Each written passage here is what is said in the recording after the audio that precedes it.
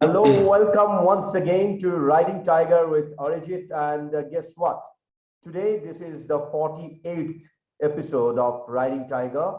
And as you know, Riding Tiger is a beautiful concept where when you start your business, when you start your entrepreneurial journey, you basically ride on the top of a tiger.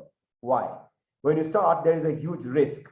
If you stop, the business is going to, of course, stop as well, which means when you start riding your tiger, either you need to keep feeding it so that it can run properly, and you have that science to understand how you can keep feeding your tiger so that it can run faster. Maybe it can become eventually a puma or a jaguar or what you want it to become. It can be a Royal Bengal tiger as well. So it completely depends on the entrepreneur how he or she rides their own tiger. And guess what? Today, I have got an amazing personality, Mr. Rob Charles, and Rob is running a great business. Rob, welcome to Riding Tiger with Arijit. Thank you so much for having me, Arjit. How are you? All doing great. Rob, you have been running businesses, you have been running ventures, and that's pretty large, and that's worldwide. I would love to understand, for the sake of our audience, how did you started your life? How did you started your venture? Well, amazing. You're talking about early life, getting into, sure. So I always like to say my first my first entrepreneurial venture was when I was 17, right when I graduated high school. My dream was to play professional soccer, football. And this is in 1987, 88. And my dream was to play. So I hustled some money and went to West Germany, and I played for Bonner SC for 1 year, right out of high school. And I didn't really have, I just took 2 suitcases and didn't really speak any German, and just went and tried out and made it for 1 year. But I would say my first sort of kickoff, really going for it in life. And but before that, growing up, I had an amazing childhood, amazing mother and father, and but some difficulties growing up, like many of us had. And so at the age of 16, I was actually on the streets. I was on my own, so basically I had to barely finish school, and I had to pretty much survive and fend for myself in the world. And what I quickly realized was if it was anything was going to happen, I was going to have to do it. I was going to have to make it happen. And and then after I came back from Germany, it didn't work out. I didn't become Beckenbauer. I thought I wanted to, but it didn't happen. And then I came back, and then I went through school, put myself through college, and had a scholarship for a period of time, and then was injured and so forth. But then first 1991 is when I started, another venture when I was in college, and I had, I don't know if you know, but like this is early 90s when raves first hit the United States, like underground parties. And I was like 21 years old. It was fun. And I had an after hours, rave club that was doing a couple of thousand people a night at $20 a head. So it was not bad money when I was 21 years old in the early 90s. And then from there I went on to do many things, but my first tech startup was in 1996, and it was the first online art gallery called Universal Artz, artz.com. It was way too early, about 25 years too early, but ran it for several years, and it was a great learning experience. And then I went on to do many things, but moved to New York in 2000, built a company called iCIMS, ICIMS.com. It's actually still around today. It made it through the first tech bubble in 2000, and then went on to many things. 2001, this is when everything in the United States was going hard copy to digital. A lot of people don't say millennials don't realize, at one point everything was on paper. It had to be transferred over into digital. And so I was really early in that, and I did a lot of content management, document process management, basically backfile conversion of, millions and millions of hundreds of millions of hard copy documents into digital. And then went on to 2003 is when I sort of went to my, as I like to say, is through going through life, hopefully there's many levels of transformation from my experience. I've gone through different stages, and 2003 is when I went through another personal transformation that was the same work that I guess Tony Robbins and Oprah Winfrey and many Richard Branson and many people have done, this transformational training. And that really started a whole nother cornerstone of growth for me. And this is when I started the Foundation for Children from 2003 to Foundation? Global Light Foundation, yes. And we did, the first project that we ever did was in Zambia. We've had over 100,000 children with the Leia tribe right near the Zambezi River. And that was like the first project. And we did some comprehensive projects in India, providing building schools for the children, providing jobs for the women, and providing insurance. So we actually had partnered with back then with Pier 1 Imports. So we were actually buying the goods from the women and providing them income. And then, providing insurance for the families, and so health insurance and so forth, and then schools so their children could be educated. And then started many things. I started Thai boxing, my second sport, in 2003, and then just started doing it for fun. And by 2006, I was WKA light middleweight North American champion. And then number 2 in the world in 2007. And then I started investing 2003 as well. Started many different ventures, and so it's been an ongoing, I guess, learning experience. But I've been an entrepreneur pretty much my whole life. There's only in the last 30 years I've maybe worked for someone else, maybe 2 or 3 years out of that, something like that. So yeah, I'm building companies a lot. I would love to understand, as an entrepreneur, when you started your life, definitely you wanted to make a disruption. You wanted to probably build the company. That's what any of us as an entrepreneur we do. And when the transformation happens, we have a tendency of giving back to the community, giving back to the society. But if I look at your entire career, while you are giving back, why all of a sudden you again move towards sports? Well, I understand that before entrepreneurial journey, there was a sports background, but why fight? Like if we take example of MMA or BJJ or probably Taekwondo, those are completely different sports than soccer ball. So a quick input. Why a face-to-face, hand-to-hand battle, but not traditional sports like maybe tennis, probably cricket? Why those fighting sports? Great question. And what happened? Well, in my family, the men in my family are traditionally athletes and excel in sports. Growing up, I played many sports, and I actually encouraged my nephews and my godsons to do this, to try everything. When you're growing up, you should be trying everything and see what you like, and also getting a good foundation. I played tennis, I played basketball, I played football, I played baseball, I ran track, I did everything, pretty much. But what I was good at and what I loved was soccer, the first part, right?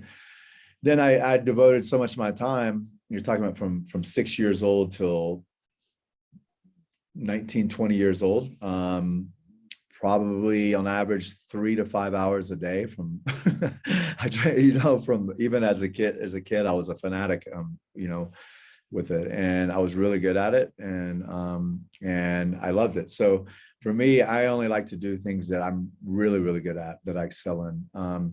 Even in school, it was very difficult. If teachers knew how to deal with me, back then I had what you called, I guess they would say, learning difficulties, supposedly, because I didn't fit into the regular school system.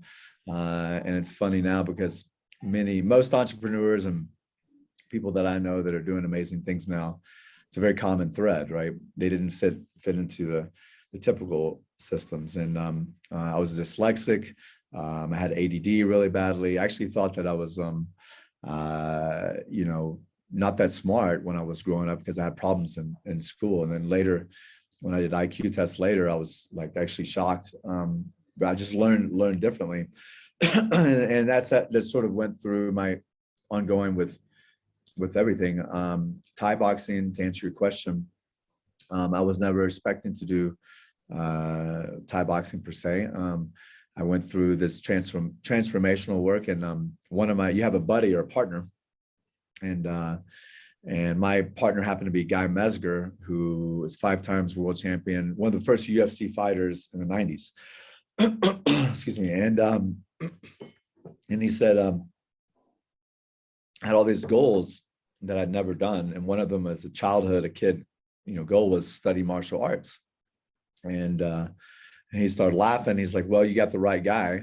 Here, show up to my gym tomorrow. And I was like, no. And he's like, please come. And I was out of shape then. I was not that healthy. I was smoking cigarettes and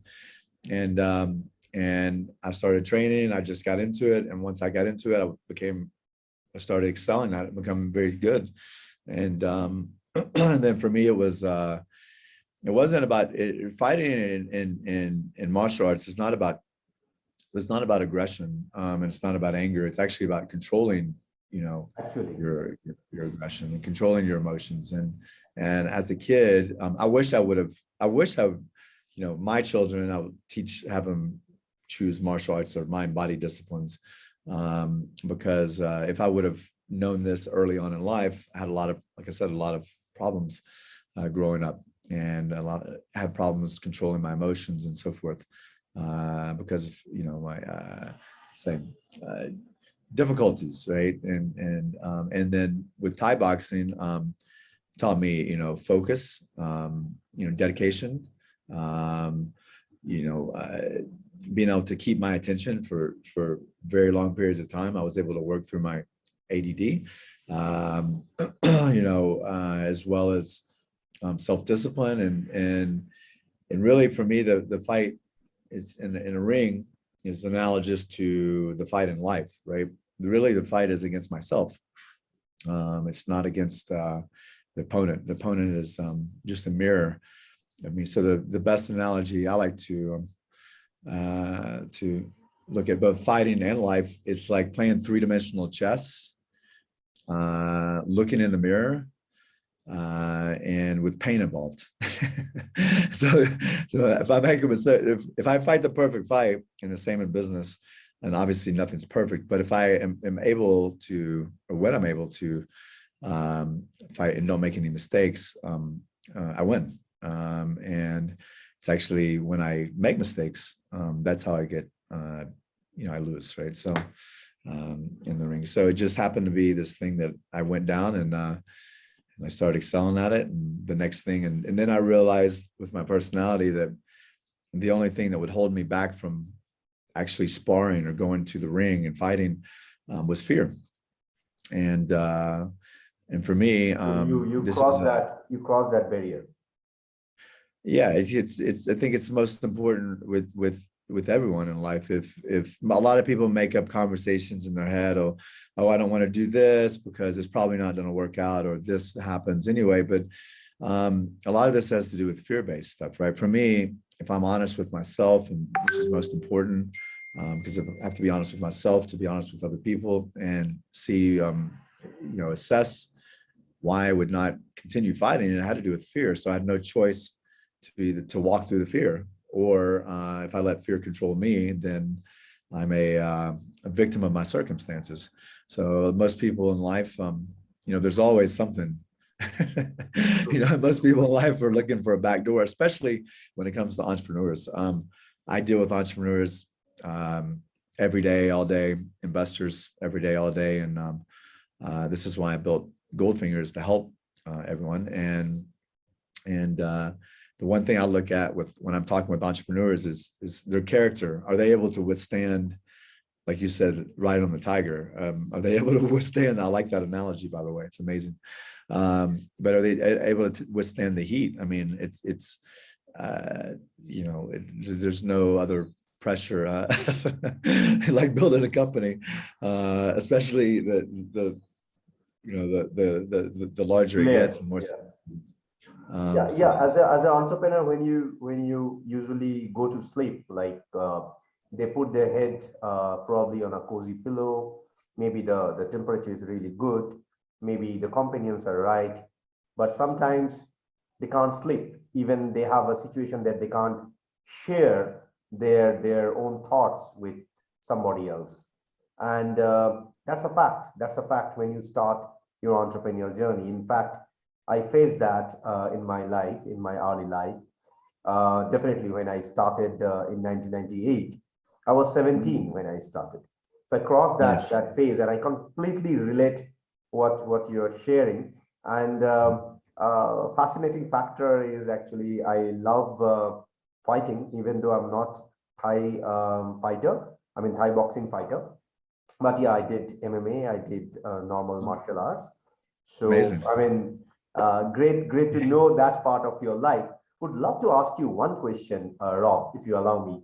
If I compare philanthropist Rob, and then if I compare him with a person who is completely settled down, and then he's in self-control at ease, like controlling all the aspects in life, and managing all the other investors.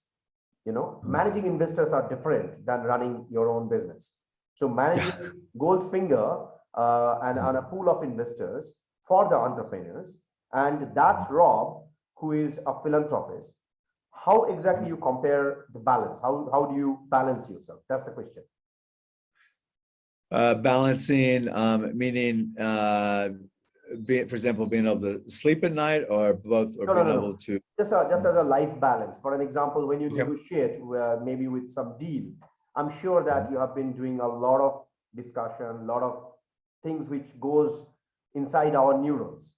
But when we're doing the philanthropical part, like when you are giving back, maybe for education, the mind is probably doing something else. The neuron says that it's the happiness that's probably the philanthropist Rob is happy.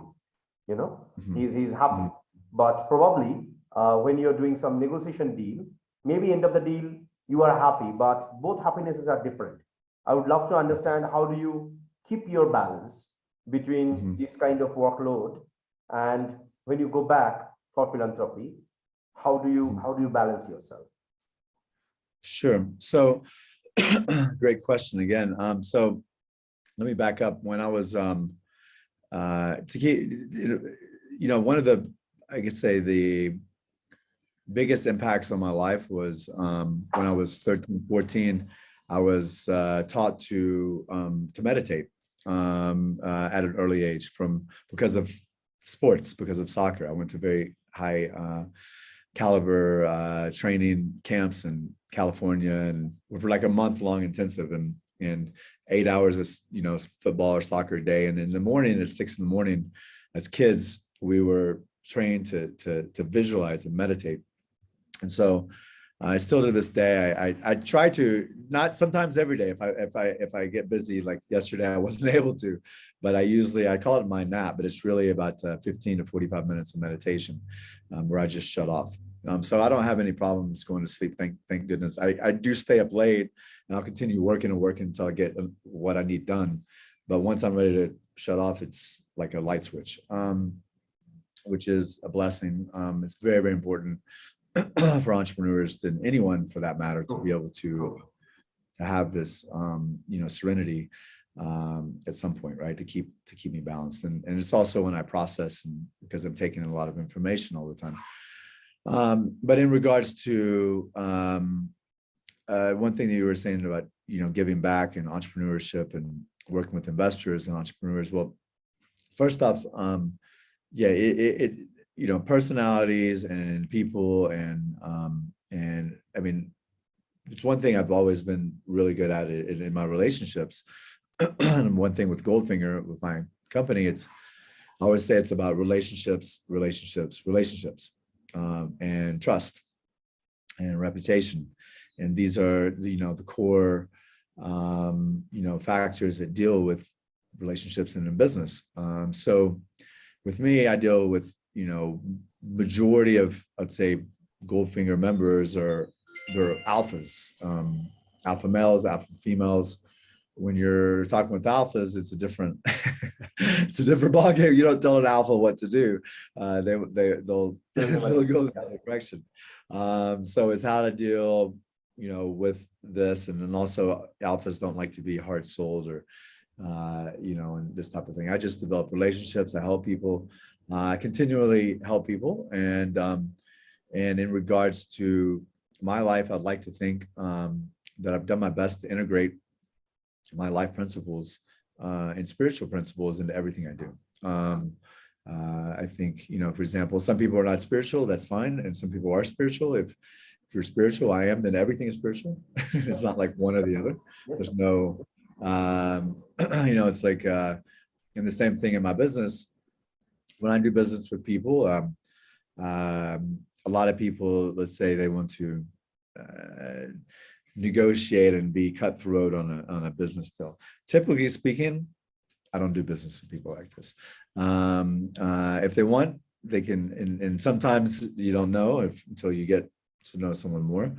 With me, I've some people say don't do business with your friends. I only do business with my friends. Yes.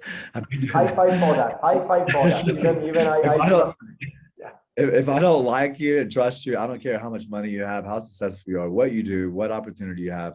I have plenty of opportunities. There's plenty of amazing people that are great people, good people that are willing to help each other and very, very successful.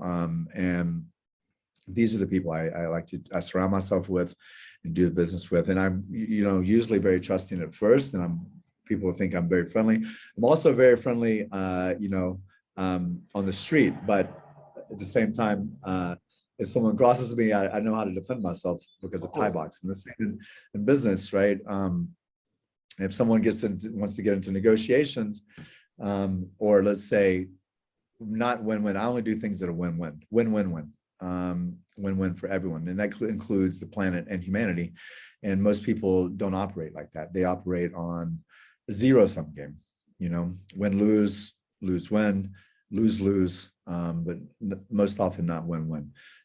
So I created a club, an organization of people that's only win-win-win. It has to be good for everyone, including humanity and the planet. And so I like to think I've incorporated this in my ongoing business activities. And same with entrepreneurs, I try to help everyone how I can. This is how I built my network. I started Goldfinger 8 years ago, and I literally traveled around the world. And I've always been very well connected and power connector, and I really just help people. And people that very, very wealthy and connected people, billionaires and so forth, that would be like, what can, Rob do for me? Because I'm already connected. And then I would add value to them. And they're like, oh, wow. And they're like, what do you want in return? I'm like, nothing. I don't want it. I want you to help each other. That's it. True. I want you to help each other in the community. For the audience, Goldfinger is a community with approximate 14 billionaires and 3 former US presidential candidates, include over probably approximate 10,000 accredited investors, or probably more than that. Over 100, yeah. Oh, over 100. Oh my God. It includes, of course, angels, VCs, funds, family office, and of course, SWFs. So it's a beautiful opportunity for any entrepreneur if they're looking for the growth and the kind of personality that you can see. People like him, people like us, we always have a tendency to give back to the community. Life is short, to be very, very honest. And in this short period of time, we want to give back to our mother nature. And probably as an entrepreneur, this is the way we always try to give back. It's not that we always will probably plant some trees and not nurture it. But no, when you plant a tree, that means you are creating, you are probably asked to nurture that as well. So in that part, you are acting as a protector. And to nurture that, sometimes you need to probably give a little bit of vitamin to it. Now, to create that vitamin, probably you need to kill some bacteria. You need to encourage some viruses to come forward and then mix it up. And then that becomes your energetic element. In that time, you're acting as a destructor. So in spirituality, in spiritual world, as per my understanding goes, there are three main things: creation, protection, and destruction. All three elements, if you combine, it is inside you. So you acting as a creator, you acting as protector and destructor of negative elements. I'm so sorry, negative elements. That's how you can create probably a healthy atmosphere. And every one of us, people like him, are trying to create an amazing universe around us. I have a couple of questions which I usually do in Riding Tiger, which is a rapid fire round. I'm gonna give you one word, and with that word, whatever comes in your mind, you can definitely share that. It can be one line, it can be probably a sentence, it can be a word against that word as well. Are you ready now? Sounds like fun.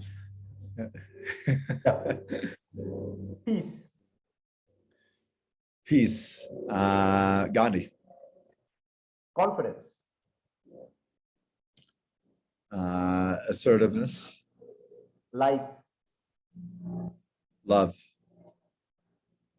Attraction. Beauty. Okay, I have one simple question to you. This is the last one. I'm not gonna hold you for a longer time because I know that we are booked for 25 to 30 minutes and I'm already probably overshooting the time. No, I'm on time. It's 30 minutes. Okay, if I may ask you to look back to your childhood, which is probably usually it starts when we are 7 years old. So if I look back to your 7 years old Rob, what would you like to tell the younger version of you? Wow.